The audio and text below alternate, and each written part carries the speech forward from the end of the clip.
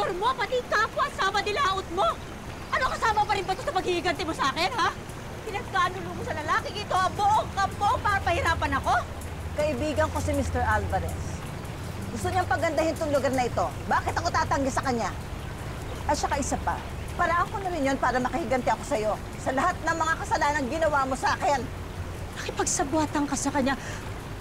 Nagbayad kayo sa mga pirata para takutin at paalisin kami dito. Yung mga piratang yon, ang kumuha sa sahaya ko, ang kumuha sa anak ko. May kinalabang ka! Wala akong alam! Wala akong alam! Sige na! Sige na! Patay kita! Patay na ang anak ko! Siguro, patay na rin siya kagaya ng patay sa anak ko! Mabuti ka! Patas na tayo! Patas na tayo! Patas na tayo! Lumayas na kayo! Anong gulo? Dali nyo na yan! Ayun ang gulo-gulo! Nanahimik kami rito! Nagkasumating kayo rito! Para paalisin kami! Sana! Parusahan kayo ni Tuhan! Parusahan kayo ng mga umbo! Alisin niyo na nga yan! O, nasaan ang tapang at yabang mo ngayon? Wala na! Patay na ang anak mo! Patas na tayo! Pinamalas na yun! Ikaw! Saan niyo yan? Sige, palisin niyo yan!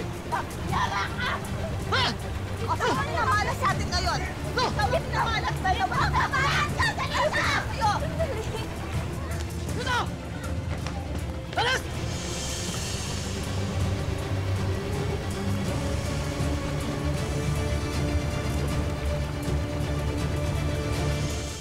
Dadating ho kaya si Kapitana ngayon, kakausapin ko sana. Hindi ko po alam kung ano oras pupunta si Chairman. Ite-text ko na lang po siya. Salamat po.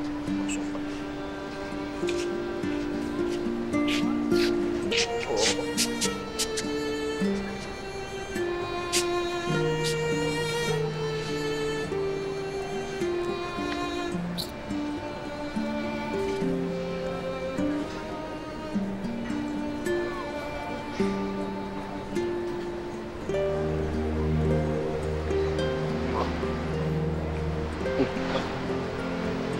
Naniniwala pa rin ang bayan na babalik pa si Sahaya. Gaya ng nasabi ko na hanggat hindi ko nakikita ang bangkay niya, hindi ako maniniwalang patay na nga siya. Pero kaya kong tanggapin yon. Ang inaalala ko si Manisa. Baka hindi niya kayaning tanggapin sa kalooban niya. Totoo nga yung sinabi ng mga pirata.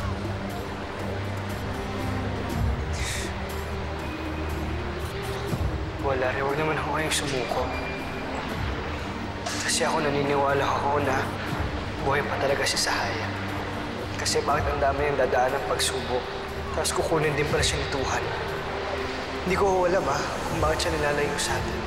Pero ang alam ko lang po, babalik siya. Kasi nangako po siya. At yun po yung pinangahawakan ko. Sana kayo rin po. Sana huwag niyo pong patayin yung pag-asa niyo sa apo niyo.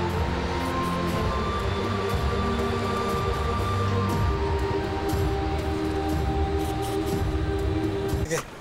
Good luck.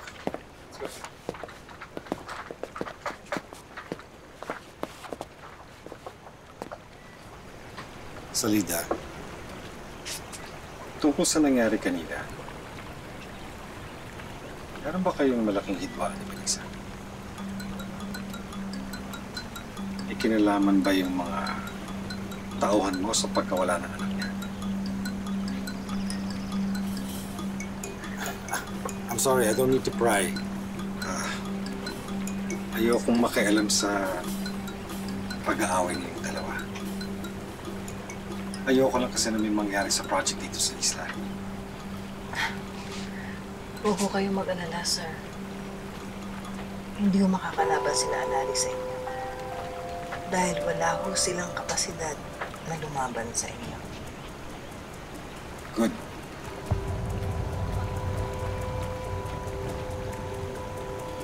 Gusto ko po sana kayong tulungang makapag-stay pa dito ng isa pang gabi. Kaso may mga nagre-reklamo na po eh. May mga nagsasabi pong nanakawan. Sandali lang po, ma'am. Kami po ang pinagbibintangan. Sinisiguro po sa inyo, wala isa man sa kampong ko ang malilikot ang kamay.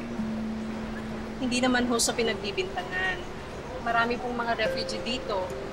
Pasensya na po kayo kung hindi po namin talaga kayo matutulungan. Sandali lang po. Paano naman po yung may sakit sa amin? Paano namin sila ibabiyahe?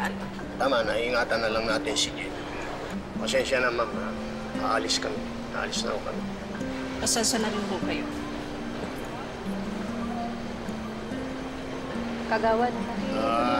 Mga kasama, magsipaghanda kayo at aalis tayo. Ayoko nang manatili pa tayo dito ng kahit na isang sandali dahil ayoko nang pagbintangan pa tayo ng kung ano-ano. Sige na, ihanda na ninyo yung mga gamit niyo. Alis na tayo. Manisan! Naku, buti naabutan mo pa kami. Paalis na sana kami.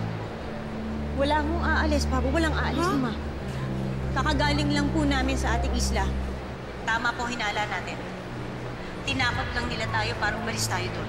Nakita po namin doon si Hubert Alvarez kasama po si Salita. Magkasabwat po silang dalawa para mapaalis tayo sa isla natin at para angkinin ng negosyanteng yun ang ating tirahan. Ma, huwag tayong pumayag. Kailangan natin ipaglaban ng tirahan natin. Ang isla. Paano, anak? Anong laban natin sa mga baril nila? Mapapahamak tayong lahat. Sigurado namang may iba pang paraan. Sige nga, Manisan. Sabihin mo sa aming lahat dito. Ano pang ibang paraan na naiisip mo? May batas tayo.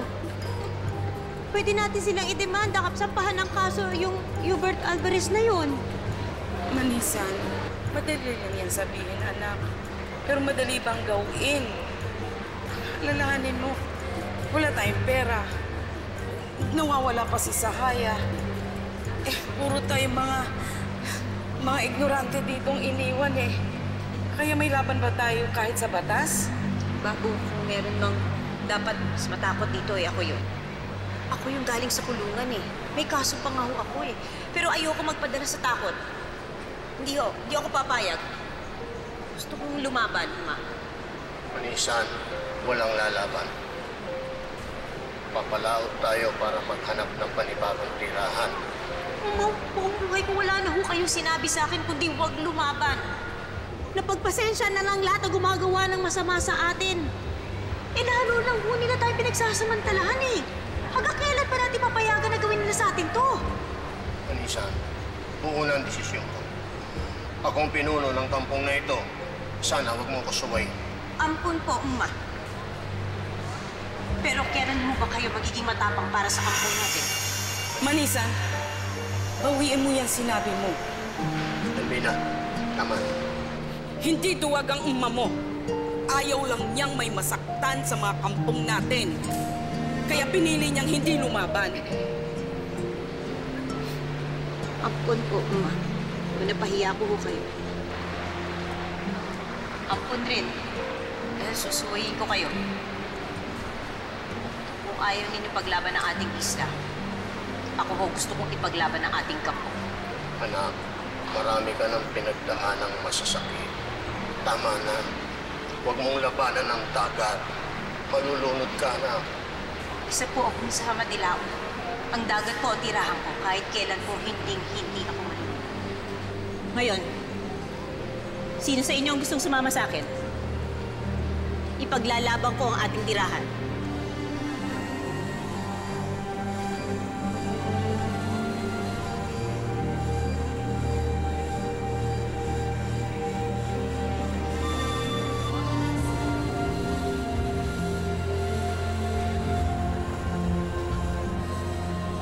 Manisan, anak. Tama na. Umalis na tayo. Bago Manisan, sasama ako sa inyo. Yang bara ka! Anong pinagsasabi mo, Ahmad? Nasisiraan ka pa ng bait? Ina, tama ho si Babong Manisan. O baka naman kaya mo gusto sumama dyan kay Manisan? Dahil iniisip mo pa rin na magkikita kayo ng sahayang yan. Hindi ho lang ho yung dahilan. Hindi! Ina, tama ho si Babong Manisan.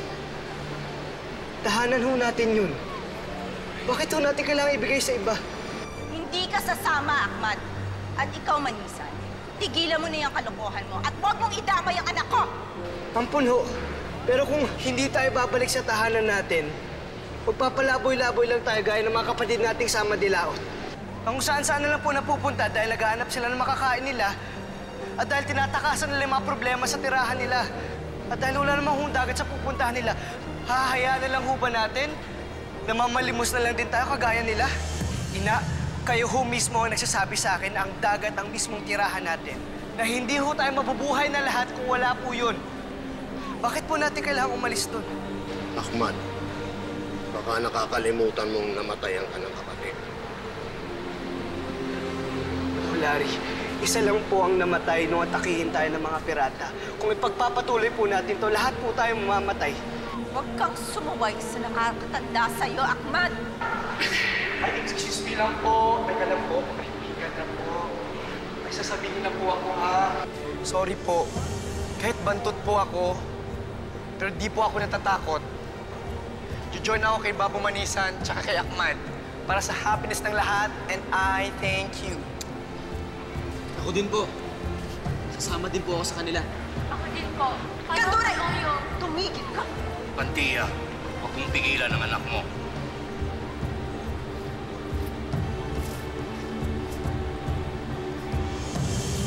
Pasensya na, Panglima. Ako rin ay sasama sa kanila. Alam ko tutol kayo sa gagawin namin. Pero hinihingi ko pa rin po ang basbas ninyo.